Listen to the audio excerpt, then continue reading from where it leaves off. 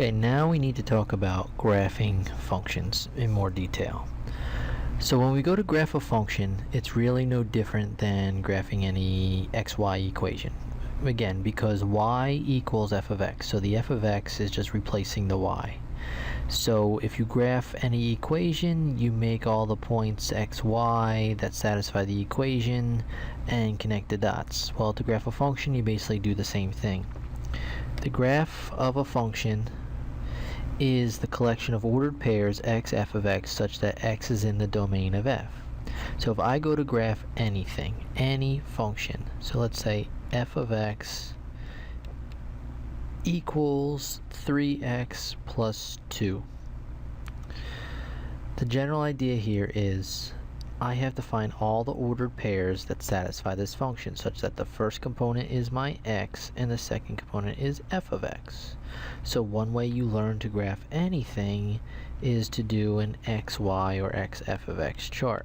So we're going to do this xf of x chart, plug in some random x values, I don't know, 1, 0, -1, and find f of that. So f of 1 is 3 times 1 plus 2, so that gives me 5. F of 0, if I take this 0 and I plug it in here, f of 0 is going to give me 2. F of -1, if I plug this in here for -1, f of -1 is going to give me 3 times -1 plus 2, so -1. So then these are some ordered pairs that are x, f of x, that satisfy the function, or essentially are in the domain of the function as far as the x's go. So I put that in my x, f of x plane, which is normally x, y, but you know, your x-axis and your y-axis, but we have x, f of x now. So I go, okay, 1 for my x, 5 for my f of x, and that gives me this point right here. 0, 2, 0, 2 puts me right here. -1, -1, there's -1, there's -1, it puts me there. So I connect the dots and I get the graph. This should be a line. My graphs aren't great, but one thing you got to understand when it comes to the graph of anything, a graph is really just an estimate. It's only going to be as good as your graph is set up to be. So this graph is not the greatest graph, but it gets the job done in terms of this is the picture that represents that, and it should be a line.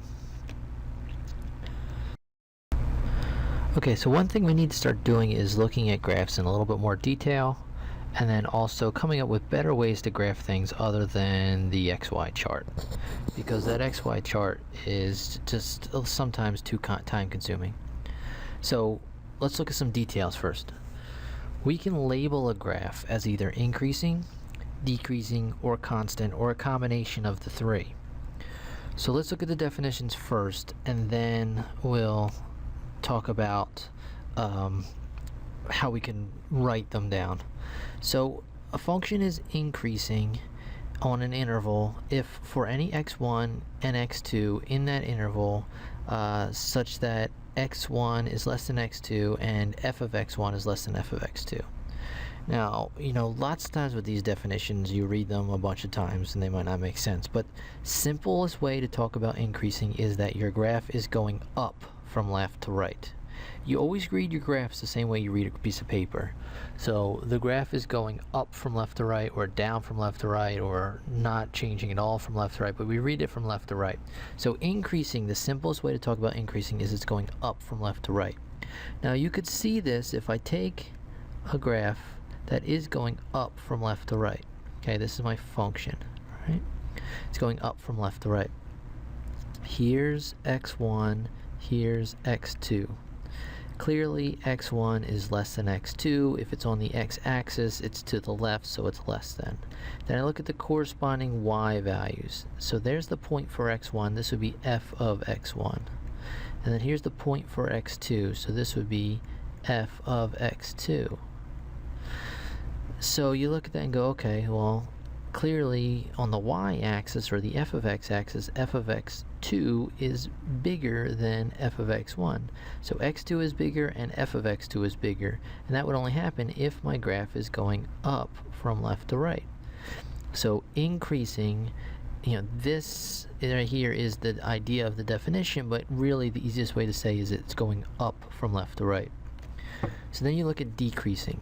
Okay, so a function is decreasing on an interval if for any x1 and x2 in the interval such that x1 is less than x2, which is the same as this definition above, but here's the difference, f of x1 is now greater than f of x2. Now the simplest way to talk about this is the same, but in this case the graph is going to be going down from left to right. So if your graph goes down from left to right, it's decreasing. So here's a picture. Here's my x-axis, y-axis. Here's a graph that's going down from left to right. So there's my function. It's going down from left to right. Here's x1, here's x2, just random values. x1 is still less than x2, but look at the corresponding y values. Here's the y value, here's f of x1, and here's f of x2. Now f of x1 is bigger, and that's because the graph is going down, so the y value here is bigger than the y value here, and therefore it has to go down. We say that that's decreasing. And then the last one is constant. My function will be constant if for any x1 and x2 that are greater than or less than, doesn't really matter, the corresponding y values are the same. F of x1 equals f of x2. So if the y values are the same as you move from left to right, meaning my graph is horizontal, then I have a constant function. So, here's a graph, here's my horizontal line, here's x1, here's x2. The y values for both of them are equal. If they're equal, it's going across from left to right. It's not going up, it's not going down, it's staying horizontal from left to right. And therefore, we consider it to be a constant in that interval. Okay, so let's look at an example. Here are 3 different examples of functions, and some of them increase, some of them decrease, some of them are a combination of them. So if you look at this function right here, first one, this function here is x cubed, which we'll talk about in a little bit more detail in a little bit, but this is what the x cubed function looks like. If you look at it from left to right, now it's continually, it really should have arrows on the end here. But if I read it from left to right, it's going up the whole time. In this section in here, it might look like it goes horizontal, but it really never does. It's always still going up just a little bit the whole time. Well, that means it's increasing over the entire graph. And the key is find the intervals for which the function is increasing, decreasing, and I really should say, or constant. So the interval for which this thing is increasing, since it's increasing the entire time, is, I would say, it's increasing over the interval from negative infinity to positive infinity. So this function is increasing over the entire function, which means over the entire domain. The domain goes from negative infinity to positive infinity. Alright, let's look at the next one. So if we look at this function here, now it's x cubed minus 3x. How I came up with this graph is not that important right now. Right now is just look at the graph. This graph is going up to this point right here, and then from there it's going down from left to right till I get to here, and then it's going up from left to right till I go here. And I think it's clear, everyone can see where it's going up and where it's going down, but how do I write down the intervals over which this thing is increasing, decreasing, or constant? Well, the way I can write this interval down would be to say, alright, let's do this. Let's take this, and I like to put a little dotted line where it changes, and another dotted line where it changes. Okay, and if you look at this, what I just did is I broke the x-axis into intervals. Here's one interval, here's another interval, and then here's another interval. Those intervals are the intervals I'm going to use to write this. Whenever it says find the intervals over which a function is increasing, decreasing, or constant. Really what it's looking for are the x values. So these are the x values that I'm looking at. So there should be an arrow on the end of these graphs. So this is going down to negative infinity, but if I read it from left to right, it's going up. It's increasing. It's increasing over the interval from negative infinity all the way up to this dotted line where it changes, and that has an x value of -1. Okay. Then from here to here, from this point here to this point here, it's decreasing, it's going down. Well, what are the x values between there? Well, it's -1 to 1. Okay, those are the x values for which this is happening. So I'm going to say it's decreasing over the interval from -1 to 1. Then it goes back up again from left to right. It starts going back up here at this point and keeps going up and up and up forever. So if you think about the x values for which this is happening, it starts at -1 and then goes all the way down to positive infinity. So then it's increasing again over the interval from 1 to infinity.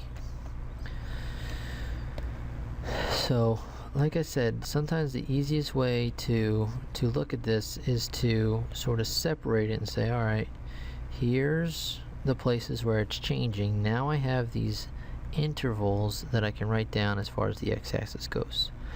The common mistake I see a lot of students make is that they'll use the point itself and say it's increasing from this point to this point, or in this case decreasing from this point to this point, but that's not the way you should write it down. You should only write it down in terms of the x values, the domain values for which these things are happening, increasing, decreasing, or constant. Alright, let's do one more. Here's some random function. It's this piecewise function. Doesn't matter what the piecewise function is or how I came up with the graph. This is the graph. So if I'm looking at this function and I'm trying to figure out where is it increasing, decreasing, or constant, well, I think you can clearly see that it's going up there, it's horizontal here, and it's going down here. So if I put a line where the changes are, and I look at this and say, okay, if this is where my changes are, this one, I have it increasing, put a little arrow on the end here.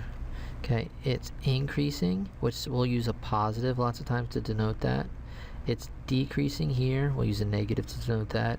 And it's constant, lots of times we'll just use a 0 to denote that as well. And that has some correlation to some of the things you'll look at in calculus if anybody's going to take calculus. But if I want to write this, I'm going to say, okay, it's increasing from negative infinity to 0. That's the x value right here, 0. So it's increasing from negative infinity to 0. Parentheses, and I'll talk about the parentheses in a second. It's constant from 0 up to 2, and it's decreasing from 2 all the way up to positive infinity. Now these are intervals, so when you do intervals you can do brackets or parentheses, right? Brackets or parentheses.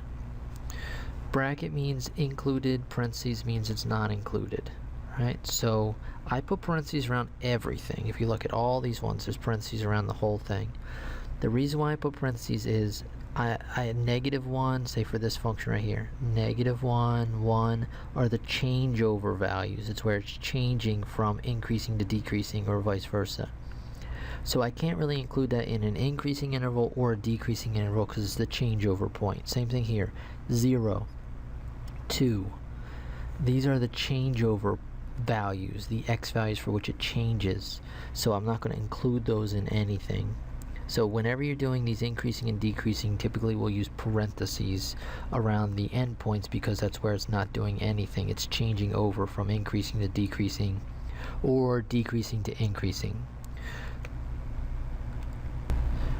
The next thing we need to start looking at is families of functions. We don't want to have to always do an XY chart to graph everything. But if we start to learn how different types of functions look in terms of the shapes of their graphs, it will make it easier as we move through to try and graph different kinds of functions. So the purpose of the rest of this lesson is really to get used to learning what certain functions look like algebraically, as well as graphically what they look like. And by the end of this, you should be able to match each function with a picture or a graph of that function. So we start off with the simplest ones. The simplest one you can deal with is a linear function. So a linear function, the standard form of a linear function is this f of x equals mx plus b, which you should be familiar with as your slope-intercept form of a line y equals mx plus b. The slope of the line is m and the y-intercept is 0b. So if I wanted to graph that line, usually you could do an XY chart if you want, but the easiest way to do it is to use the y-intercept and the slope and the whole rise over run concept to graph the line. I'll show you an example in a second. One thing that happens with these functions is that the domain for every linear function is all real numbers. The range is all real numbers. Typically it has a y-intercept of 0b. And the graph is either increasing, decreasing, or constant depending on the slope. The slope being positive makes it increasing. A slope that's negative, it's decreasing, and a slope that's 0 would make it constant. You should be able to recognize linear functions. If I give you this function, f of x equals 3/2 x plus 2. You should recognize that as a linear function. It has that form y equals mx plus b. In this case, m being 3/2 and b being 2. So this is your slope and your y-intercept. If I wanted to graph this line, I should know that the graph of a linear function is a line. So knowing what the picture should look like before you start is pretty key to graphing anything.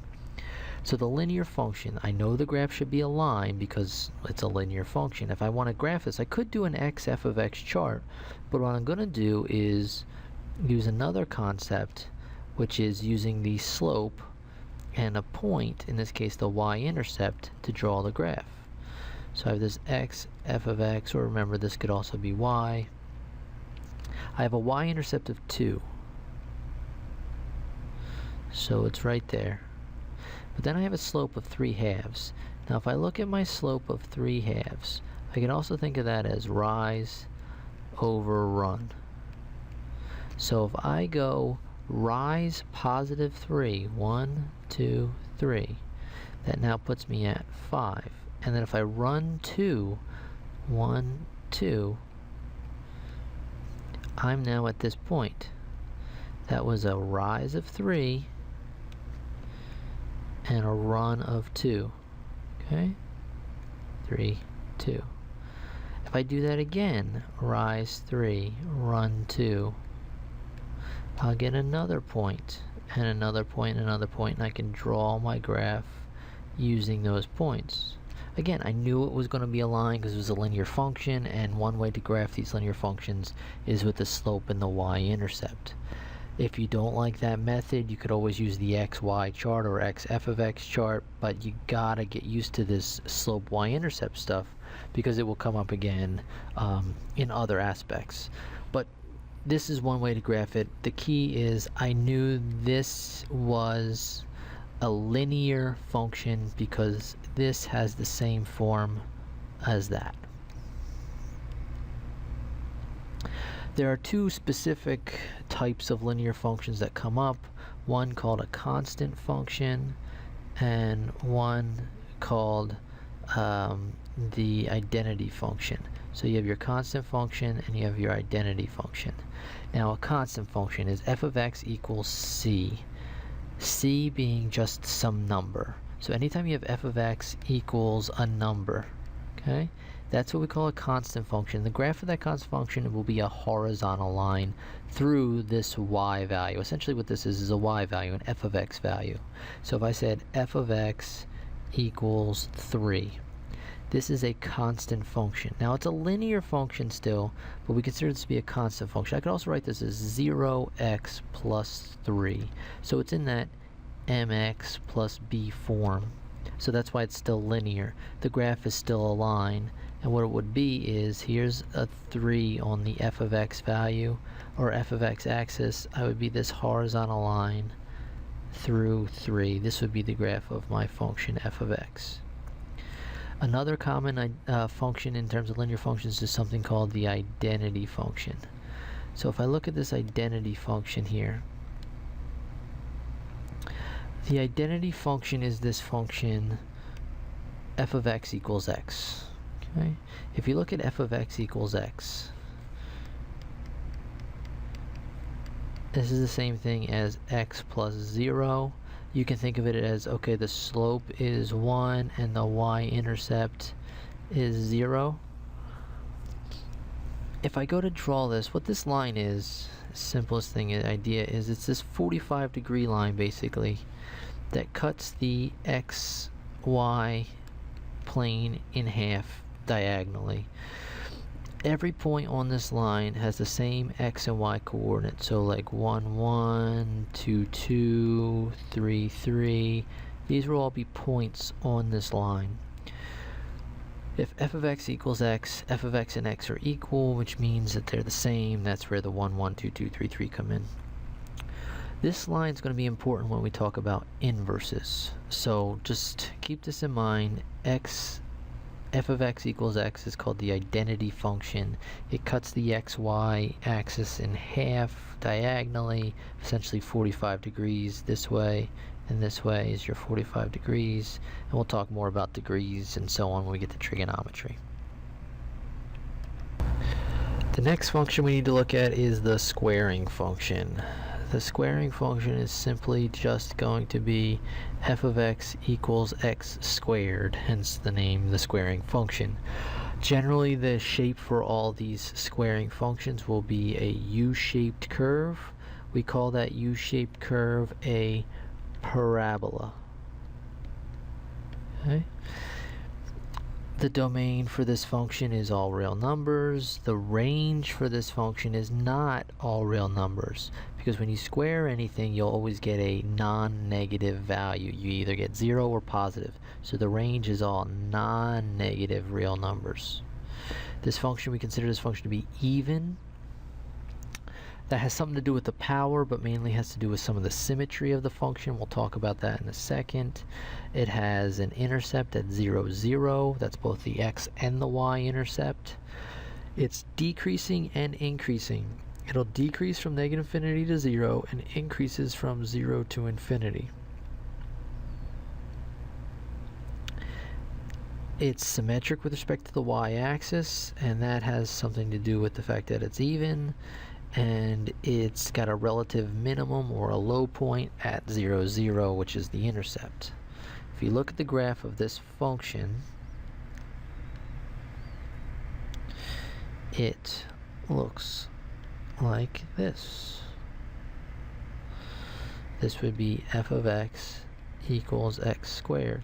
Now I could come up with that graph by simply doing an x f of x chart, right? If I plug in -2, -1, 0, 1, 2, if I plug these values in, I could see what the y values are for these particular x values.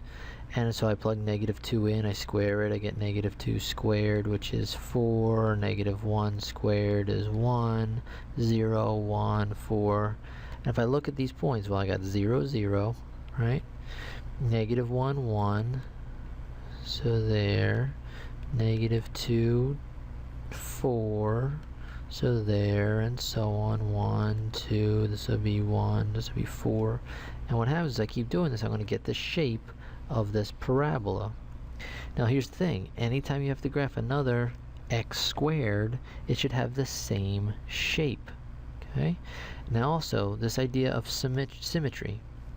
If I look at the y-axis, okay, this y-axis cuts this graph into two equal pieces. This side and this side are symmetric. They're mirror images of one another. So this is symmetric with respect to the y-axis. If my function has that symmetry, we consider it to be an even function. Now that's not really important right now, but when we talk about trigonometric functions, symmetry comes into play. This idea of even functions or even odd functions will come into play a little bit more then. But for right now, what you need to understand is anytime you see f of x equals x squared, a squaring function specifically, the shape of the squaring function should be a parabola or a U-shaped curve. And now we may alter that curve a little bit by altering the function, but we'll get to that later. Right now you just have to recognize what function we have and what the shape of the graph is. Linear functions, the shape of the graph is a line. Squaring functions, the shape of the graph is a parabola. So if I give you a bunch of functions to look at, you should be able to recognize them as linear or squaring right now. Now we're going to keep adding to that list. The next function up is the cubic function. The cubic function is f of x equals x cubed. Now this is different from the squaring function, has a different shape. The domain is the same, the range is different. This function is considered to be odd. So if we look at this cubic function, f of x equals x cubed, the domain is all real numbers. I can plug any value in here for x and I'll always get an answer. The range is also all real numbers, in that I can get positive, negative, zero values out of this thing. I can cube a negative, I get a negative. I cube a positive, I get a positive. I cube 0, I get 0. So I can get all kinds of numbers out of it. The range is all the outputs, the y values. So that's all real numbers. This function is considered to be odd. Now that has a little bit to do with the power, but also has something to do with the symmetry again. We'll talk about that in a second. Has an intercept at 0, 0. It's both the x and the y intercept. This function is increasing the entire time. We saw a graph of this function just a few minutes ago. And this graph is symmetric with respect to the origin. The squaring function was symmetric with respect to a line, the y-axis. This function is symmetric with respect to a point, the origin, 0, 0. So look at the graph. If we look at the graph of this thing,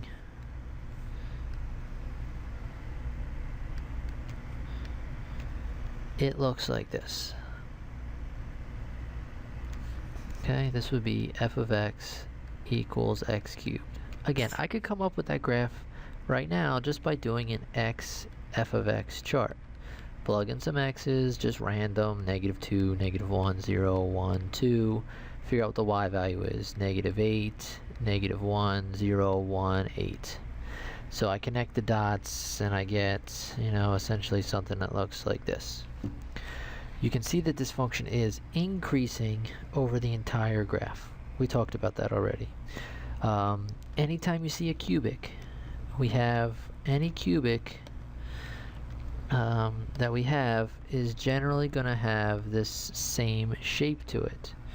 So if you look at this cubic here, it's got this shape. When we call it a quadratic or a squaring function, a parabola, this really doesn't have a name to it. We just call this the cubic shape.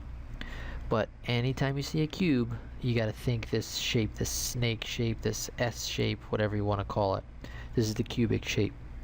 Now, we talked about this as being symmetric with respect to the origin. So what does that mean? It's not symmetric with respect to a point, or with a line, but with respect to a point. So this is the easiest way to think about symmetric with respect to a point. If you were to fold your paper once, if you look at the parabolas look like this. If you fold your paper once along this line right here, this side would match up with this side. But cubics, if you look at a cubic, cubics are symmetric with respect to a point. So what it really is a series of two folds. If I folded my paper along this line right here, the y-axis, this piece right here would fold over to here, right? This would come over here if I folded my paper over that way along this y-axis.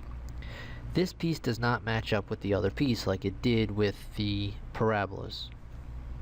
However, if I fold my paper again this way along the x-axis, this piece here would match up with this piece here. And through a series of two folds along the y-axis and then along the x-axis, I could get this piece to match up with this piece. Well, what's the thing that those 2 points, those 2 lines have in common? This point right here. So we say that this function is symmetric with respect to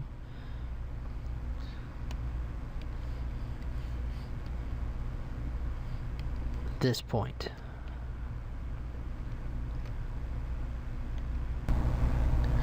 Next function up is the square root function.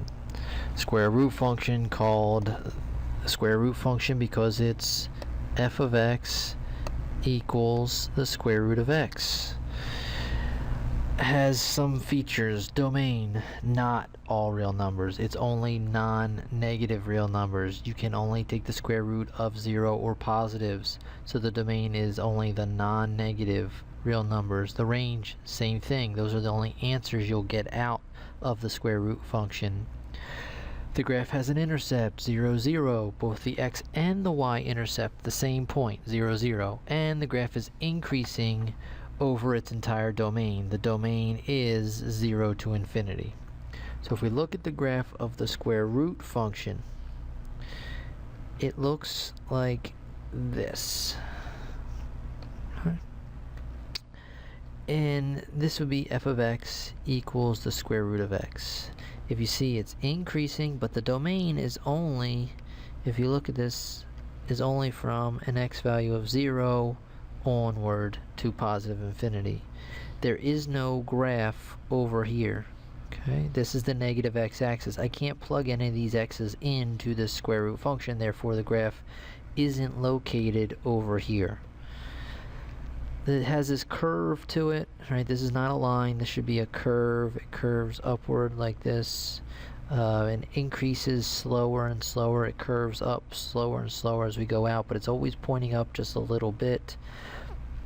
This would be the graph of the square root function. So whenever you see the square root of x, okay, the key is this is an x to the first power, the square root of x to the first power. This is what the square root function should look like.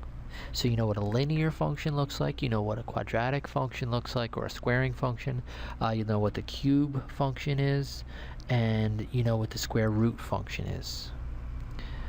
A special sort of circumstance of a square root, it's not really a square root function, but there's a square root involved, is the semicircle function. The semicircle function is this function here. F of x equals r squared minus x squared. Now you can see that this is different because x is squared. Now r is going to be just a number. Okay, so this would be something like the square root of 4 minus x squared would be an example of this semicircle function. We call this a semicircle function because the graph is really the top half of a circle. Okay, so the domain is going to be any value for which this entire interior is greater than 0. So this is the interior. It should be really greater than or equal to 0 because it could be equal to 0 as well. The range is all the non-negative real numbers, and the graph is going to be a half circle. So the way you do this is this. If you look at r, this is r squared, right? So that tells me that r equals 2. From the, the general form of this thing. If you look at r is r for a reason, is really what it is the radius of a circle. Now this is just half of a circle, but that's what that represents. So take whatever this number is in here, the square root of it will be the radius of your circle, and just draw the top half of that circle centered at the origin. So here's the center of the circle. If I go out 2 units, here's 2, here's 2, here's 2. That's 2 units in each direction. This circle has a radius of 2, and that should be a circle. My pictures aren't the greatest. But this is my circle. And it's a semicircle. It's the top half of the circle, radius 2. There's a radius of 2 in all directions out here. That would be this particular function. If I gave you another one, if I said, how about we do f of x equals something else. Let's go f of x equals the square root of 9 minus x squared. It's always going to be some number minus x squared inside here. And that's the difference. The last one, the square root function, was f of x just equals the square root of x. Right? In that case, it's just x to the first, and that's the square root function.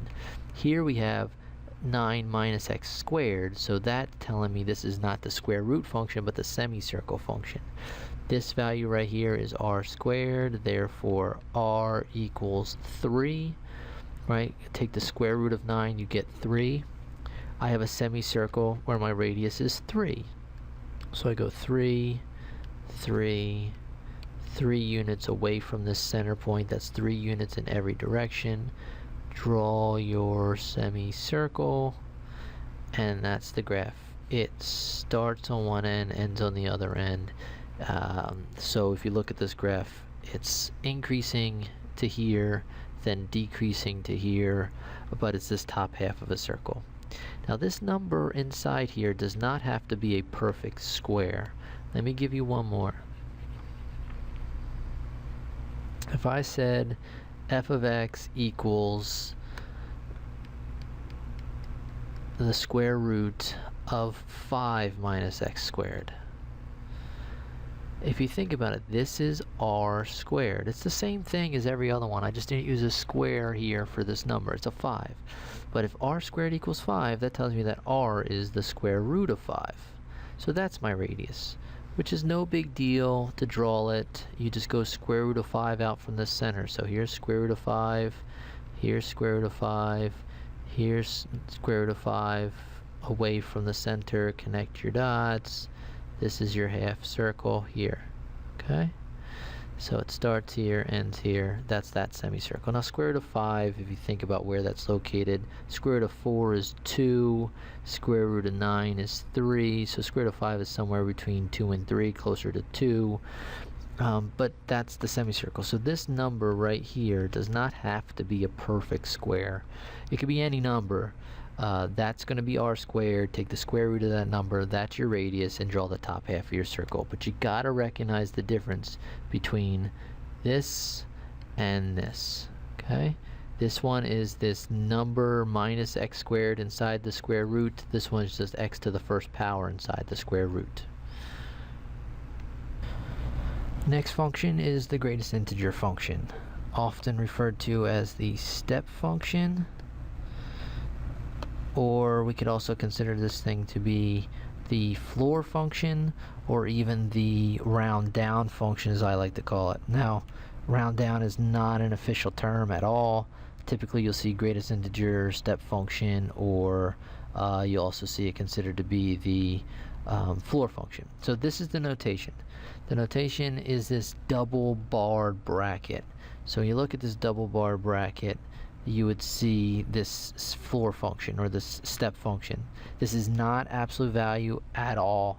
It has nothing to do with absolute value. It's just a notation, these double bars. So what the step function is it's the greatest integer less than or equal to x. Integer. An integer is a positive or negative whole number, or 0. So what this does is it takes everything you plug in and it rounds it down to the closest integer, the closest positive or negative whole number, or 0. So that's why I like to call it the round down function. So one thing you can look at is, let's evaluate a couple of things here. So if I say, let's find f of x is this step function, okay? And let's evaluate f of 0.2. So if I plug 0.2 into this function, what happens? Well, I should round 0.2 down to the closest positive negative whole number, or 0. So if I round it down, I would get 0. Try 5 halves. If I plug 5 halves into this function, what would happen? Well, I have to round it down to the closest positive or negative whole number, or 0. 5 halves is 4.5. Or sorry, not 4.5, 2.5. So if it's 2.5, I round it down, I would get 2. How about f of, I don't know, let's do 0.999. Now, while 0.999 is actually closest to 1, if I have to round it down, I have to round it to the less than or equal to value. The closest one down would be 0. So I'm rounding it down.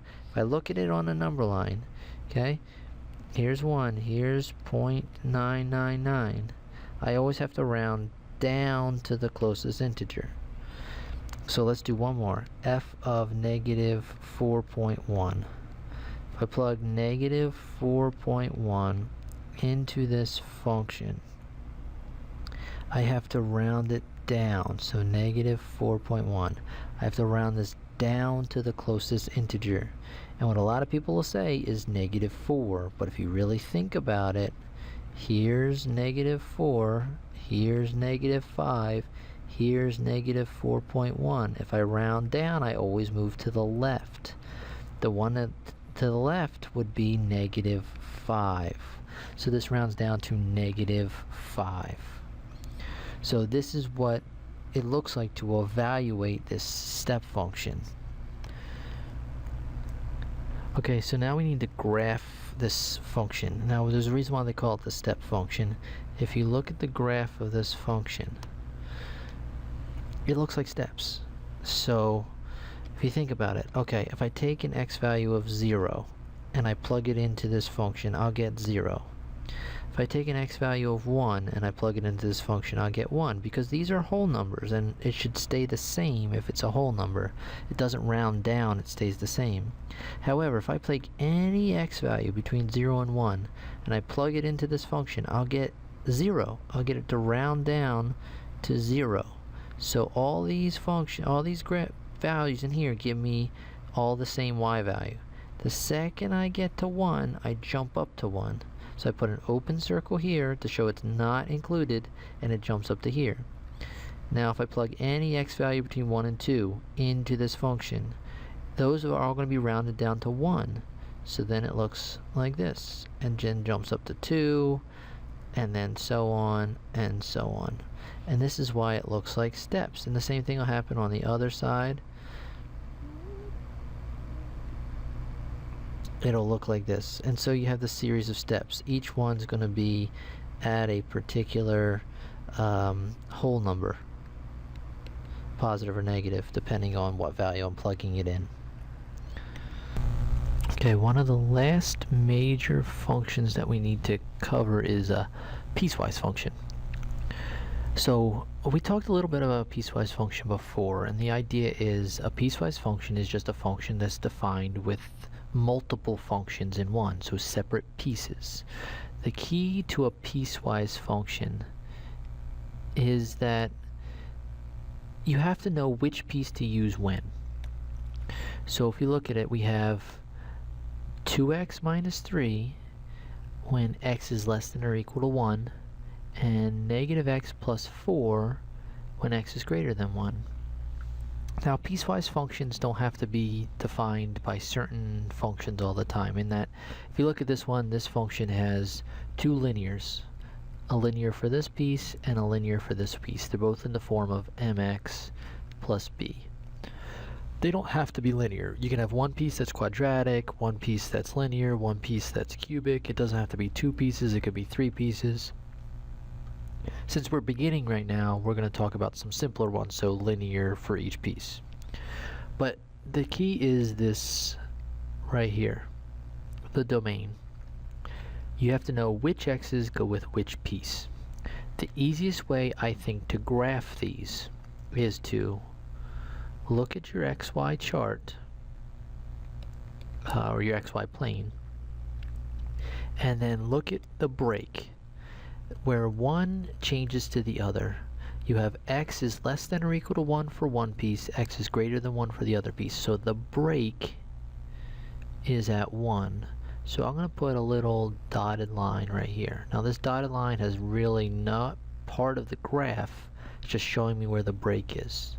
So the idea is on one side of this, when x is less than or equal to 1, I should be looking at the function f of x equals 2x plus 3. And on the other side of this break, x is greater than 1, I should be dealing with f of x is negative x plus 4. So what I'm going to do is graph this function on this side and graph this function on this side. And that's how I'm going to graph the entire piecewise function. So if I start to look at this here and I say, alright, well, let me do one at a time. So if I graph 2x plus 3 over here, well, think about this. The slope is 2 and the y-intercept is 3. So 1, 2, 3. There's my y-intercept. So that's one point. The graph is a line because it's linear, and at this point you need to be able to see that this is a linear function, therefore the graph is a line. So I can go up 2 spaces and run 1 space, and that puts me here. Now I'm going to use a solid circle here. Why am I using a solid circle? Well, because this is or equal to, which means x can equal 1. When x equals 1, this is the point I get. So I'm going to then connect the dots, and that's my graph, but only on this side. I'm not going to let the graph travel over to the other side. So that's my piece over here. Now look at my other piece. My other piece is f of x equals negative x plus 4. Okay? That has to be graphed on this side. So I can do the same thing, y-intercept and slope, but I really want to stay on this side. So I think for most students it would probably be easier to just say, alright, let's do an f of x chart. Okay? But I'm only going to use x's that are over here, so 2, 3, 4, and so on. So if I plug in 2 or I plug in 3 for x, what am I going to get? Well, if I plug 2 in for x, I'm going to have negative 2 plus 4, so 2. Plug in negative 3, I'm going to have negative 3 plus 4 is 1. So I have these points 2, 2, 3, 1, and that's going to be points that are going to make up this piece of the graph. So I connect the dots and I get this piece of the graph. Okay? Now here's the problem. I can use any of these x values too, because all these x values right here are all bigger than 1. So what's going to happen is my graph is going to continue going this way. But the second I get to an x value of 1, I now jump to the other piece. The way I can describe that is by using an open circle here. So this one has an open circle at the end, this one has a closed circle at the end, and that's going to be based off of my greater than or equal to or less than or equal to, or wherever the or equal to is. The or equal to will get the solid, the no one without the or equal to gets the open circle. And this is the graph of my piecewise function. One piece on one side, the other piece on the other side, the break being at 1. Now you don't need this dotted line right here. I just put that in there so you see where each piece goes. One piece on one side, the other piece on the other side. Now your two pieces don't have to be two lines. I mean, I could draw a piecewise function. Let me erase some of this. I can draw a piecewise function where one piece, if you look at it, say something like this, say this was my break point 2. On one side my piece was a parabola, and on the other side it was just a line. Okay, but the key is, if you look at kind of where they line up over top of the two, one of them has a solid circle, one of them is an open circle. If they were both solid, I wouldn't pass the vertical line test, and therefore wouldn't be a function, and one x would have two y's. Can't happen, remember. So one of these has to be a open circle. So open circle, something like that. That would be another piecewise function where one piece is a quadratic possibly and the other piece is a linear. For right now, most of the ones you're going to see are going to be like this, where they're linear in both cases. Piecewise functions really throw students off a lot, but if you just think about it as two graphs on one xy plane, where one graph is on one piece of the plane, the other graph is on the other piece of the plane, I think you'll be better off.